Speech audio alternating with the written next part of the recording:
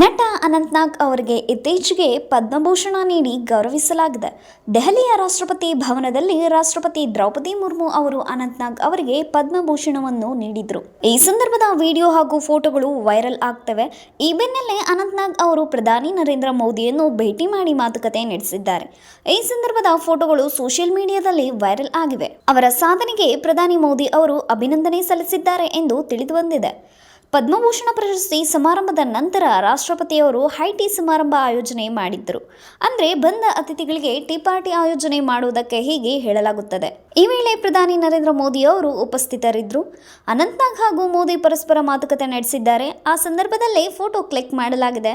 ಅನಂತ್ನಾಗ್ ಕೈಯನ್ನು ಮೋದಿಯವರು ಹಿಡಿದುಕೊಂಡಿದ್ದನ್ನು ಫೋಟೋದಲ್ಲಿ ಕಾಣಬಹುದು. ಕಿರುತೆರೆ ಮತ್ತು ಸಿನಿಮಾಗಳಲ್ಲಿ ಖ್ಯಾತಿ ಗಳಿಸಿದ್ದ ನಟ ರಾಕೇಶ್ ಪೂಜಾರಿ ನಿಧನರಾಗಿ 21 ದಿನಗಳು ಕಳೆದಿವೆ. ಕಾಮಿಡಿ ಕಿಲಾಡಿಗಳು ಶೋ ಮೂಲಕ ಮನೆ ಮಾತಾಗಿದ್ದ ಅವರ ನಿಧನಕ್ಕೆ ಅಭಿಮಾನಿಗಳು, ಆಪ್ತರು, ಸೆಲೆಬ್ರಿಟಿಗಳು ಕಂಬನಿ ಮಿಡಿದರು. ಕಾಂತಾರ ಚಾಪ್ಟರ್ 1 ಸಿನಿಮಾದಲ್ಲಿ ಕೂಡ ರಾಕೇಶ್ ಪೂಜಾರಿ ಅವರು ನಟಿಸುತ್ತಿದ್ದರು.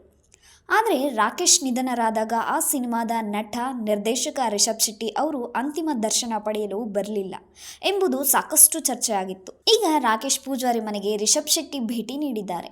ರಾಕೇಶ್ ಪೂಜಾರಿ ನಿಧನರಾಗಿ 21 ದಿನಗಳು ಕಳೆದ ಬಳಿಕ ಅವರು ಮನೆಗೆ ರಿಷಬ್ ಶೆಟ್ಟಿ ಬಂದಿದ್ದಾರೆ. ನಿನ್ನೆ ರಾಕೇಶ್ ಪೂಜಾರಿ ಕುಟುಂಬಸ್ಥರಿಗೆ ರಿಷಬ್ ಶೆಟ್ಟಿ ಸಾಂತ್ವನ ಹೇಳಿದ್ದಾರೆ. ಈ ವೇಳೆ ಅವರ ಪತ್ನಿ ಪ್ರಗತಿ ಶೆಟ್ಟಿ ಕೂಡ ಸಾಥ್ ನೀಡಿದರು. ಉಡುಪಿಯ ಹೂಡೆಯಲ್ಲಿ ರಾಕೇಶ್ ಪೂಜಾರಿ ಮನೆ ಇದೆ.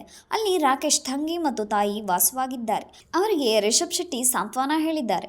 ರಿಷಬ್ ಶೆಟ್ಟಿ ಅವರು ಕಾಂತಾರ ಚಾಪ್ಟರ್ 1 ಸಿನಿಮಾದಲ್ಲಿ ಮುಖ್ಯ ಪಾತ್ರ ಮಾಡುತ್ತಿದ್ದಾರೆ ಹಾಗೂ ನಿರ್ದೇಶನ ಕೂಡ ಮಾಡುತ್ತಿದ್ದಾರೆ. ಈ ಚಿತ್ರದಲ್ಲಿ ರಾಕೇಶ್ ಪೂಜಾರಿ ಅವರಿಗೂ ಒಂದು ವಿಶೇಷ ಪಾತ್ರ ನೀಡಲಾಗಿತ್ತು. ಶೂಟಿಂಗ್ನಲ್ಲಿ ಕೂಡ ಅವರು ಪಾಲ್ಗೊಂಡಿದ್ದರು.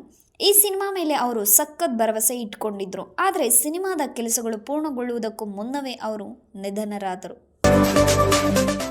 ಕಮಲ್ ಹಾಸನ್ ಅವರು ತಾವು ನೀಡಿದ ಕನ್ನಡ ತಮಿಳಿನಿಂದ ಹುಟ್ಟಿದ್ದು ಎಂಬ ಹೇಳಿಕೆ ಸರಿಯೆಂದು ಸಮರ್ಥಿಸಿಕೊಳ್ಳುತ್ತಿದ್ದಾರೆ. ಅವರು ಕ್ಷಮೆ ಕೇಳುವಂತೆ ಪದೇ ಪದೇ ಆಗ್ರಹಿಸಿದರೂ ಅವರು ಬಗ್ಗುತ್ತಿಲ್ಲ. ಈಗ ಕಮಲ್ ಹಾಸನ್ ಪರ ತಮಿಳಿಗರು ಬ್ಯಾಟ್ ಬೀಸುತ್ತಿದ್ದಾರೆ. ಅವರ ಪರ ತಾವು ಸದಾ ನಿಲ್ಲೋದಾಗಿ ಹೇಳಿರೋ ಇವರು ಹಿಂದೆ ಸರಿಯುವ ಮಾತೇ ಇಲ್ಲ ಎಂದಿದ್ದಾರೆ. ಅಲ್ಲದೆ ಎಲ್ಲ ತಮಿಳಿಗರು ಎಚ್ಚರಿಕೆಯಿಂದ ಓದುವಂತೆ ಪತ್ರದಲ್ಲಿ ಬರೆಯಲಾಗಿದೆ. ಈ ಪತ್ರವನ್ನು ಎಲ್ಲ ತಮಿಳಿಗರು ಎಚ್ಚರಿಕೆಯಿಂದ ಓದಬೇಕು. ಕಮಲ್ ಹಾಸನ್ ಸತ್ಯವನ್ನು ಧೈರ್ಯದಿಂದ ಹೇಳಿದ್ದಾರೆ. ಅವರ ಸಿನಿಮಾ ಕರ್ನಾಟಕದಲ್ಲಿ ನಿಷೇಧಕ್ಕೊಳಗಾಗುವ ಬೆದರಿಕೆ ಇದ್ದರೂ ಕಮಲ್ ಅವರು ಹಿಂದೆ ಸರಿಯಲಿಲ್ಲ ಮತ್ತು ಅವರು ಕನ್ನಡಿಗರಿಗೆ ಕ್ಷಮೆ ಎಂದೂ ಕೇಳಲಿಲ್ಲ ಎಂದು ಪತ್ರದಲ್ಲಿ ಬರೆಯಲಾಗಿದೆ. ಕರ್ನಾಟಕದಲ್ಲಿ ಸಿನಿಮಾ ರಿಲೀಸ್ ಆಗದೆ ಇದ್ದರೆ ಅವರು 40 ರಿಂದ 70 ಕೋಟಿ ರೂಪಾಯಿ ಕಳೆದುಕೊಳ್ಳಬಹುದು. ಜೊತೆಗೆ ಪರಿಹಾರವನ್ನು ಸಹ ಪಾವತಿಸಬೇಕಾಗಬಹುದು. ಆದರೂ ಕಮಲ್ ತನ್ನ ನಿಲುವನ್ನು ಬಿಟ್ಟಿಲ್ಲ ಎಂದು ತಮಿಳಿಗರು ಪತ್ರದಲ್ಲಿ ಹೇಳಿದ್ದಾರೆ. ಕ್ಷಮಿಸಿ ಎಂದು ಹೇಳುವುದು ಕಮಲ್ ವೈಯಕ್ತಿಕವಾಗಿ ಮಾತ್ರ ಕೇಳಿದಂತೆ ಆಗೋದಿಲ್ಲ. ಪ್ರತಿಯೊಬ್ಬ ತಮಿಳಿಗನೂ ಕ್ಷಮೆ ಯಾಚಿಸಿದಂತೆ ಭಾಸವಾಗುತ್ತಿತ್ತು. ನಾವು ಕ್ಷಮೆ ಕೇಳೋಕೆ ಏನೂ ಇಲ್ಲ. ಇದು ಕೇವಲ ಸಿನಿಮಾ ಬಗ್ಗೆ ಮಾತ್ರವಲ್ಲ, ಇದು ನಮ್ಮ ಹೆಮ್ಮೆ, ಸತ್ಯ ಮತ್ತು ತಮಿಳಿನ ಅಸ್ಮಿತತೆ ಬಗ್ಗೆ ಎಂದು ಅವರು ಹೇಳಿದ್ದಾರೆ. ಕಮಲ್ ಹಾಸನ್ ಕೊಟ್ಟ ವಿವಾದಾತ್ಮಕ ಹೇಳಿಕೆ ಬಗ್ಗೆ ಆಕ್ರೋಶ ವ್ಯಕ್ತವಾಗುತ್ತದೆ. ಕನ್ನಡಕ್ಕೆ ಅವಮಾನ ಮಾಡಿದ್ದ ತಮಿಳು ನಟ ಕಮಲ್ ಹಾಸನ್ ಮತ್ತೆ ತಾವು ಕ್ಷಮೆ ಕೇಳೋದಿಲ್ಲ ಎಂದಿದ್ದಾರೆ.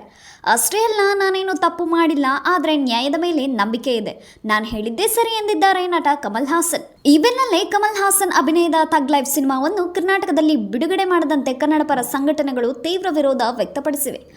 ಕೋರಮಂಗಲದ PVR ಚಿತ್ರಮಂದಿರಕ್ಕೆ ಯುವ ಕರ್ನಾಟಕ ವೇದಿಕೆ ಸೇರಿದಂತೆ ಹಲವು ಸಂಘಟನೆಗಳು ಮನವಿ ಸಲ್ಲಿಸಿ ಯಾವುದೇ ಕಾರಣಕ್ಕೂ ಈ ಸಿನಿಮಾ ರಿಲೀಸ್ ಆಗಬಾರ್ದು ಎಂದು ಒತ್ತಾಯಿಸಿವೆ. ಒಂದು ವೇಳೆ ಚಿತ್ರವನ್ನು ಪ್ರದರ್ಶನ ಮಾಡಿದರೆ ಹುಷಾರ್ ಎಂದು ಎಚ್ಚರಿಕೆಯನ್ನು ಸಹ ನೀಡಿದೆ. ಕನ್ನಡ ಹೋರಾಟಗಾರ ರೂಪೇಶ್ ರಾಜಣ್ಣ ಅವರು ಕರ್ನಾಟಕ ಚಲನಚಿತ್ರ ವಾಣಿಜ್ಯ ಮಂಡಳಿ ವಿರುದ್ಧ ತೀವ್ರ ಆಕ್ಷೇಪ ವ್ಯಕ್ತಪಡಿಸಿದ್ದಾರೆ. ಕಮಲ್ ಹಾಸನ್ ಅವರನ್ನು ಚೇಂಬರ್ನ ಅಧ್ಯಕ್ಷರನ್ನಾಗಿ ಮಾಡಲು ಹೊರಟಿದ್ದಾರೆ ಎಂಬಂತೆ ಅವರ ಹೇಳಿಕೆಗಳು ಮತ್ತು ಸಭೆಗಳು ಕಾಣುತ್ತಿವೆ. ಇವರ ಹೇಳಿಕೆಗಳು ಅಡ್ಡಗೋಡೆಯ ಮೇಲೆ ದೀಪ ಇಟ್ಟಂತಾಗಿವೆ. ನಮಗೆ ಕಮಲ್ ಹಾಸನ್ ಅವರ ಸಿನಿಮಾ ಬೇಕಾಗಿಲ್ಲ, ಇವರಿಗೆ ಕ್ಷಮೆ ಕೇಳುವಂತೆ ರಿಕ್ವೆಸ್ಟ್ ಮಾಡುವ ಸ್ಥಿತಿಗೆ ಬಂದಿದ್ದಾರೆ ಎಂದು ರೂಪೇಶ್ ರಾಜಣ್ಣ ಆಕ್ರೋಶ ವ್ಯಕ್ತಪಡಿಸಿದ್ದಾರೆ. ಬಿಗ್ ಬಾಸ್ ಕನ್ನಡ ಸೀಸನ್ 10ರ ಸ್ಪರ್ಧಿಯಾಗಿದ್ದ ವರ್ತೂರ್ ಸಂತೋಷ್ ಅವರು ಮೊದಲ ಬಾರಿಗೆ ಮಡೆನೂರು ಮನು ಬಗ್ಗೆ ಮಾತನಾಡಿದ್ದಾರೆ.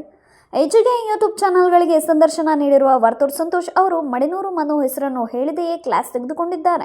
ಅದರಲ್ಲೂ ಒಂದು ವಿಚಾರಕ್ಕೆ ಸಿಕ್ಕಾಪಟ್ಟೆ ಬೇಸರವೂ ಇದೆ ಎಂಬುದನ್ನು ಹೇಳಿಕೊಂಡಿದ್ದಾರೆ. ಸೋಷಿಯಲ್ ಮೀಡಿಯಾದಲ್ಲಿ ನಮ್ಮ ಹೊಟ್ಟೆ ಎಷ್ಟು ಉರಿಸಿದವರು ಎಂಬ ವರ್ತೂರ್ ಸಂತೋಷ್ ಅವರ ವಿಡಿಯೋ ವೈರಲ್ ಆಗಿರುವುದನ್ನು ನೋಡಿದ್ದೇವೆ. ಆದರೆ ಆ ವಿಡಿಯೋವನ್ನು ಬಹಳಷ್ಟು ಮಂದಿ ತಮಾಷೆಗೆ ಬಳಕೆ ಮಾಡಿಕೊಳ್ಳುತ್ತಿದ್ದಾರೆ. ಮಡಿನೂರು ಮನು ಕೂಡ ಅದೇ ಕೆಲಸ ಮಾಡಿದ್ರಂತೆ. ಆ ವಿಚಾರ ವರ್ತೂರು ಸಂತೋಷ್ಗೆ ಬೇಸರ ಮೂಡಿಸಿತ್ತು. ಅವರು ಇಮಿಟೇಟ್ ಮಾಡಿದ್ದ 2 ವಿಡಿಯೋಗಳು ನನಗೆ ಬರುತ್ತವೆ. ಒಂದು ಸ್ಟೇಜ್ ಮೇಲೆ ಮಾತನಾಡಿರೋದು, ಮತ್ತೊಂದು ನಡೆದುಕೊಂಡು ಹೋಗ್ತಾ ಮಾತನಾಡಿರೋದು. ಅದೆರಡು ನನ್ನನ್ನು ಇಮಿಟೇಟ್ ಮಾಡಿರೋದೇ ಆಗಿತ್ತು. ಒಬ್ಬ ಕಲಾವಿದ ಯಾರನ್ನು ಇಮಿಟೇಟ್ ಮಾಡಬೇಕು ಎಂದರೆ ಖುಷಿಯಾದ ವಿಚಾರಗಳು ತುಂಬ ಇರುತ್ತದೆ. ಆದರೆ ಮಡಿನೂರು ಮನು ಆ ರೀತಿ ಮಾಡಲಿಲ್ಲ ಎಂದು ವರ್ತೂರು ಸಂತೋಷ್ ಹೇಳಿದ್ದಾರೆ.